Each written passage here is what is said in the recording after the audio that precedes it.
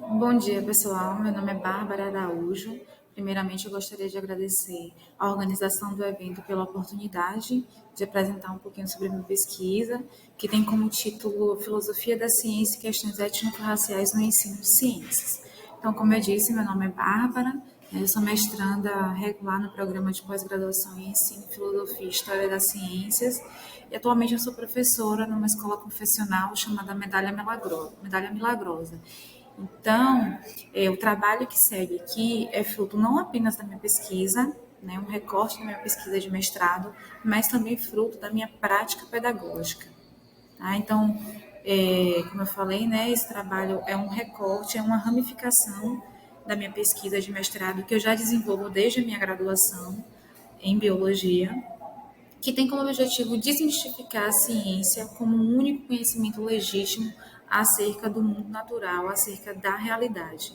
Então, o objetivo é problematizar esse local de prestígio, né? Local esse que, como afirma o filósofo Paul Feyerabend, antes era ocupado pela igreja, né? Então, a ciência lutou para tirar ajudou nesse processo, né, de tirar a igreja, o conhecimento religioso do poder, porém ela substituiu, né? Ela ocupou esse local. E hoje o que a gente tem é a ciência, né, como um único conhecimento, supostamente como um único conhecimento legítimo acerca da realidade.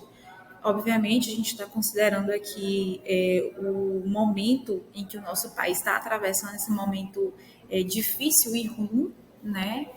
Em relação ao mérito da ciência, a gente está aqui vendo, principalmente em relação à vacina, o negacionismo científico, o negacionismo dos benefícios que a ciência pode trazer para a gente, porém, ainda que a gente esteja atravessando esse momento, a ciência continua desfrutando de prestígio na sociedade, prestígio esse que é informado em diversos segmentos da nossa própria sociedade, não apenas no espaço formal de educação. Então, o objetivo desse trabalho é problematizar esse local de prestígio. Tá? E uma das formas que o meu trabalho se propõe a fazer isso, né, não só a minha pesquisa, mas a minha própria prática pedagógica, é mostrar os processos de marginalização de grupos com marcadores sociais. E aqui vale dizer não apenas teorias científicas que foram feitas com esse objetivo de marginalização, de segregação, mas também processos em que a ciência ajudou, que a ciência endossou essa marginalização. Bom, e aqui já vale dizer que meu trabalho não deve ser confundido com nenhum posicionamento de negacionismo científico. Então, eu me distancio de qualquer posicionamento em que negue a ciência como conhecimento válido. Mas eu também não me associo a posicionamentos em que afirmam que a ciência é o único conhecimento válido.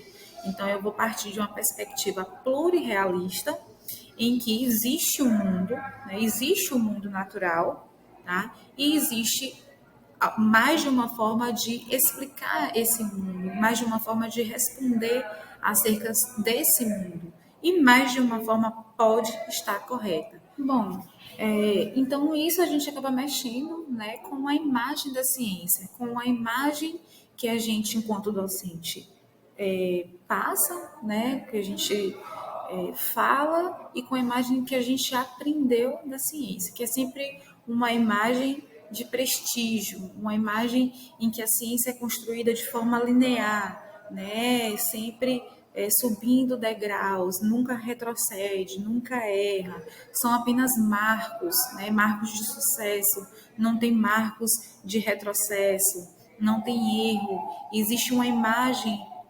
idealizada do cientista. Quem é esse cientista? é um homem branco, é um homem sério, é um homem que se senta com uma postura, nunca é um homem que se senta de forma diferente, não é um homem que tem uma linguagem diferente, é sempre um homem branco com uma postura ereta, séria, tá lá olhando o microscópio, Enfim, é toda uma idealização do cientista que produz esse conhecimento, que também é um conhecimento ideal, dotado de razão, de racionalidade, e toda essa imagem é o que a gente aprende e é o que a gente ensina enquanto professor de ciências. Além disso, a ciência ela pode não ser dita diretamente dessa forma, mas todo o conhecimento que a gente aprende, ela tem como marco, ela tem em sua história como um fenômeno que surgiu no continente europeu, né? Então, o que aconteceu de ciência, o que foi produzido de ciência antes não é considerado ciência. Então, ciência é um fenômeno, né, que surgiu ali no continente europeu e a partir disso ela é considerada pela epistemologia dominante como o único conhecimento válido. Isso é uma visão em absoluto ingênua, né? Uma visão ingênua ou uma visão idealizada, né? É um posicionamento ideológico também, quando não ingênuo, é ideológico, tá? E que está nos nossos espaços formais de educação. Aqui eu vou falar espaços formais de educação porque é o espaço em que eu me direciono, né? Em que eu estou informando, tá? Mas essa visão ela é informada em outros segmentos também. E isso vai interferir diretamente na diversidade cultural. Então, a gente está numa escola, eu estou aqui numa escola, qual eu dou aula, eu tenho alunos de sexto ao oitavo ano, então eu estou lidando aí com mais de 130 alunos, e eu tenho alunos que são oriundos de diversos espaços, né? Eu tenho alunos que são oriundos de diversas culturas, né? Que têm uma visão de mundo diferente, que pensam a realidade de forma diferente, né? Eu conheço pessoas dentro da universidade, das universidades que eu estudo, que pensam diferente, que fazem parte de um contexto social diferente e que produz conhecimento, tá? Mas que não é valorizado quando entra no espaço acadêmico, porque por vezes se distancia da ciência. Ou, às vezes, até conversa com a ciência, porém não é considerado enquanto não passa pelo aval científico. Tá? Isso traz um prejuízo imenso, porque se a gente considera que o único conhecimento válido é a ciência e a gente traz isso para dentro da sala de aula, a gente acaba passando por um processo de uniformizar os nossos alunos, né? Então, isso é um prejuízo para a nossa diversidade cultural no espaço formal de educação. Bom, e como cultura, né, o que eu quero dizer como cultura é um conceito aqui, um conceito simples, né, trazido por Leite em 2014, que é um grupo de pessoas aí que vai compartilhar comportamentos que foram ensinados no ambiente familiar ao longo do tempo, né? Isso vai incluir crença, vai incluir a arte, a moral, os costumes, né? E todos os outros hábitos que possam ser adquiridos pela vivência social, tá? E que pode ser desconsiderado quando a gente entra no espaço formal de educação, que não considera isso como conhecimento válido. Alguns autores, né, vão trazer que a obrigatoriedade, né, proveniente aí da lei 10.639 de 2003, sobre os estudos da cultura africana, de afrodescendentes e a cultura indígena, além da elaboração das diretrizes curriculares nacionais para a educação das relações étnico-raciais, né, e para o ensino de história e cultura afro-brasileira e indígena, eles vão dizer que a partir desses marcos aí é que as pesquisas se intensificaram acerca da diversidade cultural. E isso parte, né, da observância da dinâmica da estrutura da sala de aula, mas a gente também não pode ser ingênuo de achar que essas leis são frutos apenas fruto apenas não é fruto da bondade, né, dos nossos governantes de presentear a gente com esses estudos. Não, isso é fruto de luta dos coletivos sociais. É luta, né, por representatividade. É luta para incluir outras culturas que são válidas também no espaço formal de educação. Bom, e o que fazer? Né? Já que a gente tem essa obrigatoriedade, mas a gente quase não vê, né? A lei não é suficiente, tá certo? Apenas a lei não é suficiente, a gente pode ver isso na prática, eu estou falando, acredito que eu esteja falando com professores também, então a gente pode ver que tem professores que não trazem isso para o ensino, né? Vão deixar a cargo do professor de história. Eu sou docente de ciências. A lei não é só para professores de história. Tá? Então, nossa prática pedagógica precisa mudar. Eu sou fruto de um ensino em que não me mostrou nada disso, porém, hoje eu sou docente, né? Também docente. E eu preciso mudar minha prática pedagógica, preciso parar de uniformizar os meus estudantes, tá? Então, isso requer estudo, requer pesquisa, requer o entendimento de que cada cultura tem a sua visão de mundo, né? Apesar das leis, né, como eu já disse, a prática continua a mesma e isso precisa mudar. A gente precisa tirar a ciência do topo, né? Desconstruindo a imagem de neutralidade da ciência, né? Esse é um dos pontos principais que eu trago.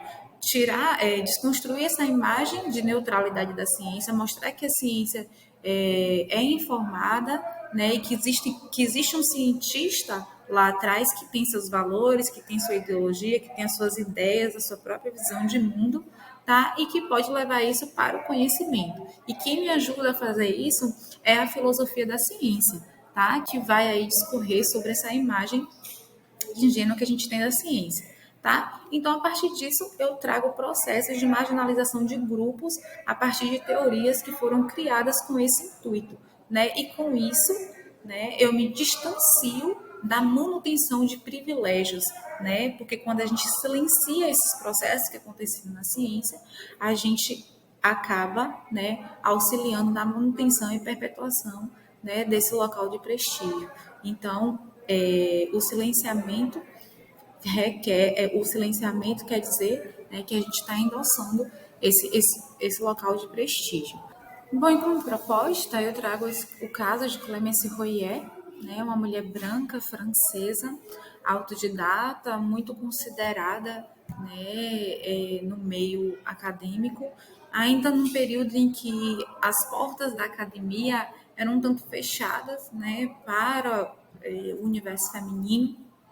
Então, ainda assim, ela era considerada, e por conta de seu prestígio na sociedade, no seio acadêmico, Clémence Royer conseguiu ser a primeira tradutora de Origem das Espécies do autor muito conhecido, né, Charles Darwin.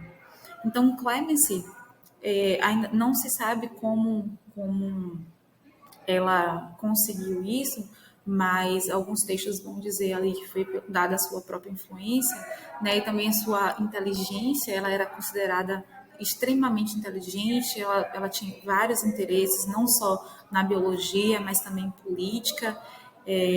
Então, isso fez com que ela, alguns autores vão tratar isso como o que possibilitou ela a traduzir A Origem das Espécies para o francês. Então, ela foi a primeira tradutora. Clémence, ela trabalhou muito, né, em relação à luta feminista para desmistificar, né, a ideia que se tinha, a ideia muito machista de que mulheres não tinham a mesma intelectualidade que os homens tinham, né? A suposta inferioridade das mulheres em relação aos homens. Porém, em todo o trabalho de Clemency, ela tratava de mulheres brancas, ela não tratava de mulheres negras, nem de homens negros. Então, toda a luta, né, progressista, revolucionária de Royer foi em relação a pessoas brancas, tá? Quando se tratava de pessoas negras, Clemency adotava o mesmo pensamento que era dominante do tempo dela. Então, ela estava lá ao lado de grandes nomes como Gustave Le Bon, como Paul Broca, né, nomes importantes, lutando, né, contra a ideia machista de que mulheres não tinham intelectualidade, porém ela se juntava a eles para propagar ideias racistas. Então, Clemency participou de diversos congressos levando suas ideias, né? E com isso utilizando as teorias científicas. Então, o que Clemency produzia era ciência, não é pseudociência. Algumas pessoas vão tratar hoje querendo uma forma de limpar esse passado, da ciência vão dizer que o que ela produziu era pseudociência. Não era pseudociências, não, era ciência mesmo. Ela estava lá ao lado de grandes cientistas da época, ela também era uma. Então, quando ela traduziu a origem das espécies para o francês, ela prefaciou o livro e nesse próprio prefácio ela trouxe as suas ideias completamente racistas, né, para o prefácio, né, fazendo sua própria interpretação do livro, né, o que causou um grande acontecimento, né, naquela época, né, endossou várias teorias racistas na época. E tudo isso tem consequências até os dias de hoje. Um nome, né, brasileiro que a gente tem conhecimento, que se inspirou muito no trabalho de Clemence, que a gente pode dizer é o Nina Rodrigues, né? Todo mundo aqui deve conhecer o Nina Rodrigues. Então, trazer essa parte da ciência, trazer casos como esse, são essenciais para a gente entender que a ciência não é um conhecimento linear, que a ciência tem o seu retrocesso também, que a ciência tem a sua contribuição na segregação de grupos sociais. Então, é uma forma da gente entender que a ciência ela não é construída sobre os pilares que a gente aprendeu de neutralidade, de imparcialidade, como se a ciência estivesse fora do seu próprio contexto, do contexto de quem está produzindo.